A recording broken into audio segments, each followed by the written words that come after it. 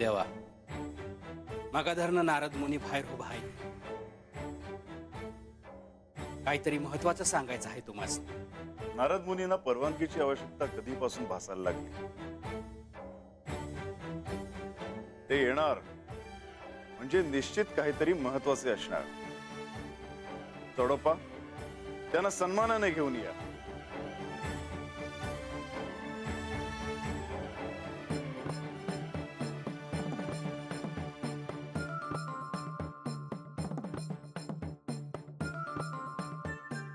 नारायण नारायण. नमो चंड मार्तंड तो खड्गधारी. उभा जेजुरीला असे सौख्यकारी. करी शूल शोभे तुझी थोरथत्ता. नमो भैरवा शंकरा विश्वनाथा.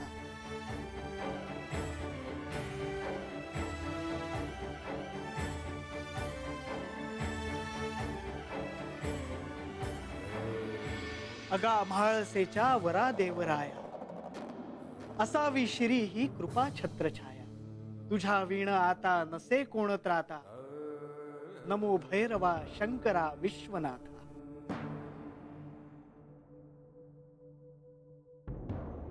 देवा माझे सर्वत्र येणे जाणे असते, पण का कोण जाणे जेजुरीचे स्मरण मात्र मला अधिक असते. आज अचानक पहाटे मला असे वाटले की मी आपणाला एक अत्यंत महत्वाची गोष्ट सांगितली पाहिजे, ज्याचा सर्वांनाच विसर पडला आहे. मुनिवर, अशी कोणती गोष्ट आहे जी आपल्याला सांगायची आहे? प्रस्तावना खूप झाली, थेट सांगा. कामकाज सुरू आहे, अनेक प्रश्न आहेत. क्षमा असावी प्रभू, पण आपणही माझे निवेदन ऐकल्यानंतर माझे कौतुक कराल अशी मला खात्री आहे. देवा, बराच अवधी झाला. मणिमल्लाच्या वधानंतर आपण जेजुरी राजधानीत वास्तव्यास प्रारंभ केला. तेव्हा इथल्या डोंगर दऱ्यात राहणाऱ्या ऋषीमुनींनी संकेताप्रमाणे आपणाला भेटून आपणासमोर एक प्रस्ताव मांडला होता. आपण प्रजेच्या वतीनं राज्याभिषेक करावा अशी आमची इच्छा आहे. राज्याभिषेकाचं प्रयोजन प्रजेसाठी आहे. राजा असेल तर प्रजेचं अस्तित्व आहे. हे प्रभू, आपण राज्याभिषेक केला नाही तरी सुद्धा समस्त मानवांचा उद्धार होणारच. पण या भूमीवर असणारे राजे आणि प्रजा यांच्यासाठी भविष्यात आदर्श राज्य व्यवस्था असावी, याकरता राज्याभिषेकाचा हट्ट आहे देवा. तो प्रस्ताव आपण त्यावेळी धुडकावला होता, पण शास्त्राप्रमाणे राज्याभिषेकासाठी राजाचा विवाह झालेला असणे आवश्यक आहे. आता आपला विवाहही झालेला आहे, तेव्हा त्यावेळी असा प्रस्ताव आला होता याचे स्मरण करून देण्यासाठी मी इथे आलो आहे.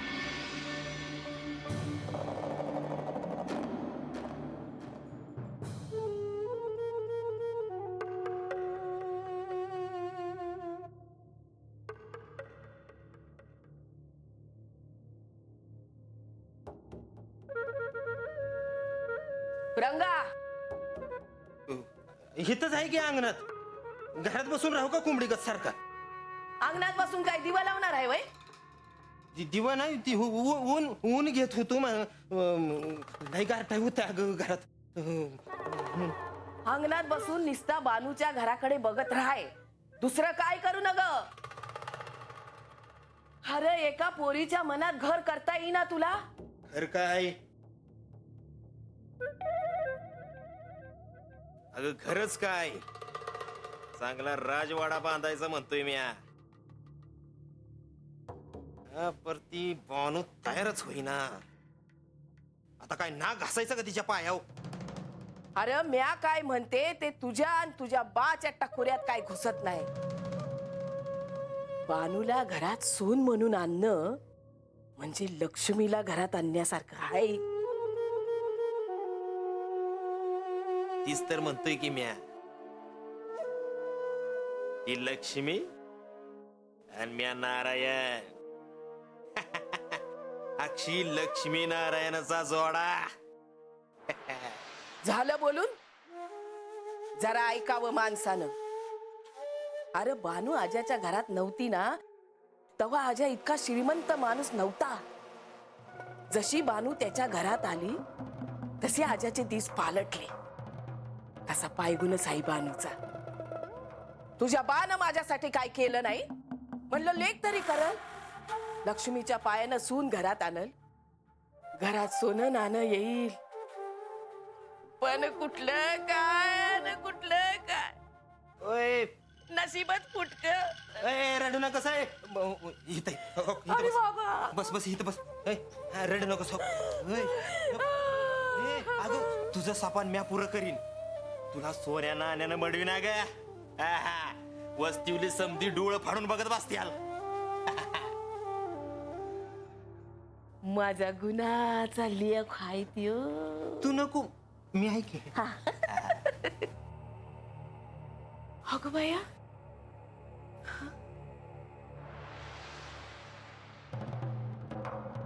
मावशे, मी तुला एक गोष्ट सांगायला आले आहे. अगं बाया बाया बाया बाया. भानू बस की. ये. अगं बाया, लक्ष्मीच्या पायानं माझ्या घरला आली ग बाय. ये ये बस. बानू परतो हात कशी? पहिल्यांदा घरला आली, काय तर खा की. हा, तोंड गोड कर. काय घेशील? मावशे, मी हात बसाया आलेली नाही आहे. मग तुझ्या रंग्यानं काय केलं ना ते सांगाया आले आहे. काय केलं रंगा? म्या म्या जरा बाहेर जाऊन येतो, तुम्ही बोलत बसा बरं का. काप गुमान बस हिता आणि सांग काय केलं ते. म्या सांगते यानं काय केलं ते. मावशे, यानं मला घरला येऊन धमकी दिली आहे. माझ्याशी लगीन कर, नाही तर मी हात्यावर पाजून ठेवला आहे. माझ्या घरला नाही हे बघून तो घरला आला आणि काय बाय बोलला मला. अजून मी हे आजाला सांगितलेलं नाही हाय, नाहीतर लय मोठं भांडण होईल. त्यामुळे समजाव तुझ्या रंग्याला. आणि हत्यार माझ्या बी घरला आहेत आणि ते कसे वापरायचे ना हे मला बी ठाव आहे. बानू, हा ग कसलं कार्ट माझ्या पोटी जन्माला आलंय म्हणून सांगू तुला बाई. किती वेळा ह्याला सांगितलं बानूचा विषय काढू नको म्हणून, ऐकतच नाही. त्याला तुझ्या बिगर करमत नाही ग. त्याला म्हणलं तुझ्या लग्नासाठी दुसरी पोरगी बघते म्हणून, तर म्हणतो जीवच देईन. आता बाई तू सांग काय करावं मी. हा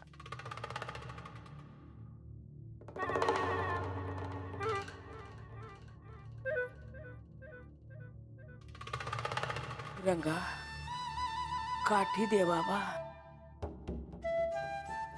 ठेव तिकडे.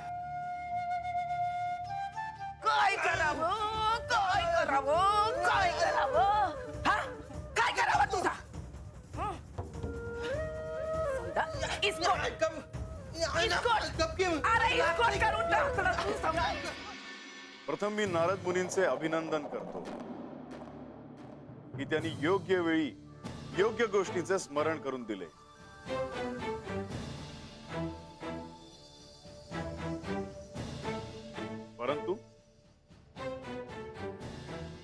परंतु याआधीही मी राज्याभिषेकाला होकार दिलेला नव्हता.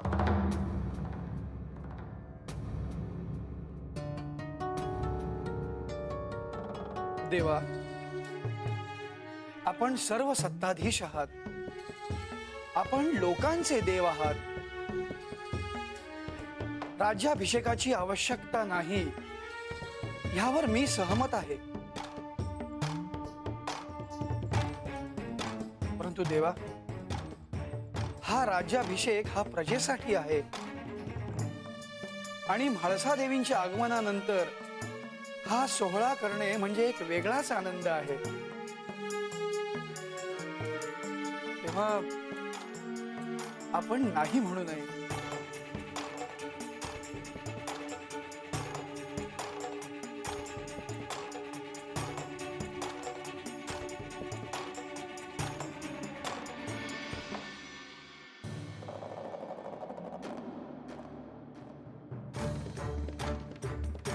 सदानंदाचा सदानंदाचा यळकोट यळकोट. जय मल्हार.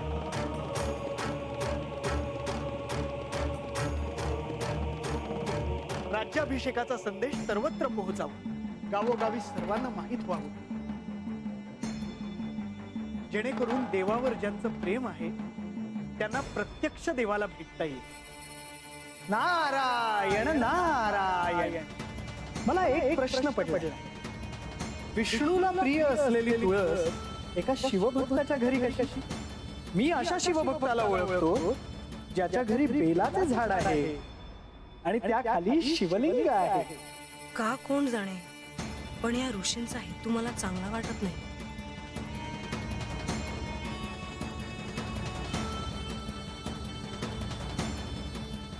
मला या ऋषीमुनींना आपल्या समक्ष अंतर्महालात भेटायचे आहे.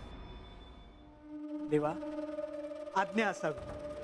थांबा मुनिवर, म्हाळसा देवींना आपल्याला भेटायचं आहे. तेव्हा जाण्याची घाई नको.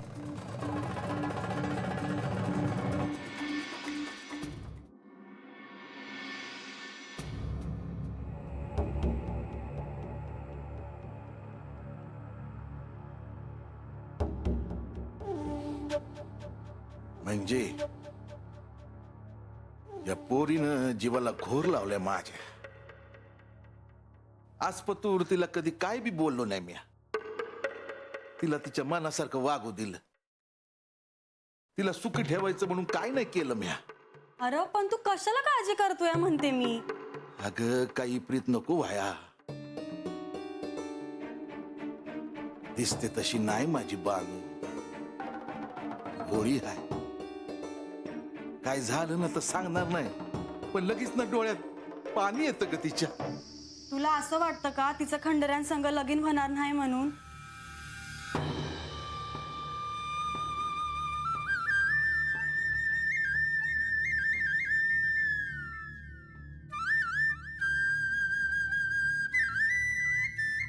काय होणार काय ठाव नाही. अगं म्हणजे आपण जंगलातली रांगडी माणसं. अगं देवाशी लगीन होणं म्हणजे काय साधी गोष्ट आहे होय? पर तू तिला आता अडवू नगस. अरे पण पर काय आजा, तू उगा काय बी डोक्यात आणू नगस.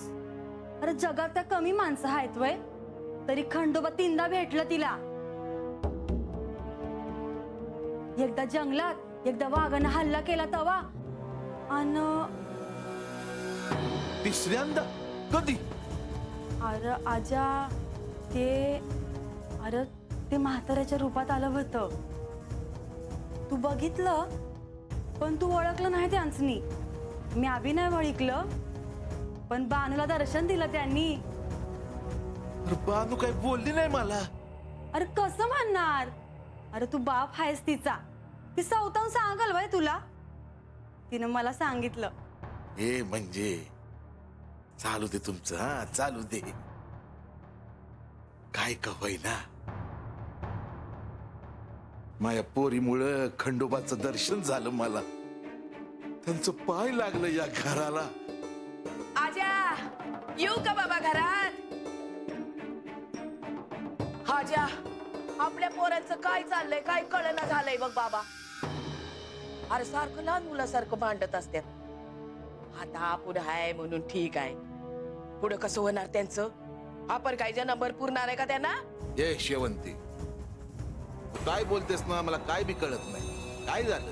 काय नाही र, बानू आली होती घरला, मला सांगत होती आता रंगा काय बाई बोलला. काय तर चालू असते दोघात. आता पोरच ती. अगं पण बानू मला काय म्हणली नाही ते. अरे ती पोर आहे, ती पोर मलाच सांगणार ना. लेक आता काय बापाला सांगणार काय? हा आजा तुला सांगून ठेवती, रंगाचं आणि बानूचं काय करायचं ते लवकर ठरवून टाक बाबा. रंगाचं लग्नाचं वय होत आलंय आणि गावाहून त्याला पोरी सांगून यायला लागल्या आहेत. त्यांना काय सांगायचं मला काय कळना झालंय बघ. हे शेवंती, माया पोरीचं काय होणार ते मला काय ठाव नाही. पर रंग आणि बानूचं लगीन नाही व्हायचं. आजा तू असं समजू नका बर का. तुझी मुलगी मला पाहिजे म्हणून मी तुझ्या माग लागले म्हण. अरे नाही तर नाही. आणि पुन्हा जर म्हणला ना तर मी काय ऐकायची नाही बघ. अरे बाबा तुला सांगते पोरीचं एवढं ऐकू नये. तू तिच्यापेक्षा 4 पावसाळ जास्त पाहिले. काय करायचं ते तू ठरव. अशा वेळेला लेकीला आई पाहिजे असते. बायासनी जे समजतं ना ते बाप यासनी नाही कळत. उद्या बानूचं काय झालं ना लोक तिला काय बोलणार नाही. लोक तुला विचारतील. विचार कर.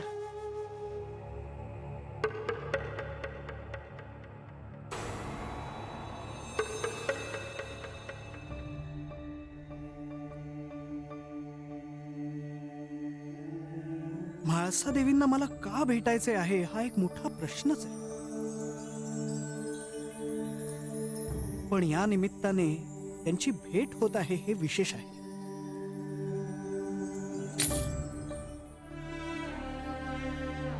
मुनिवर,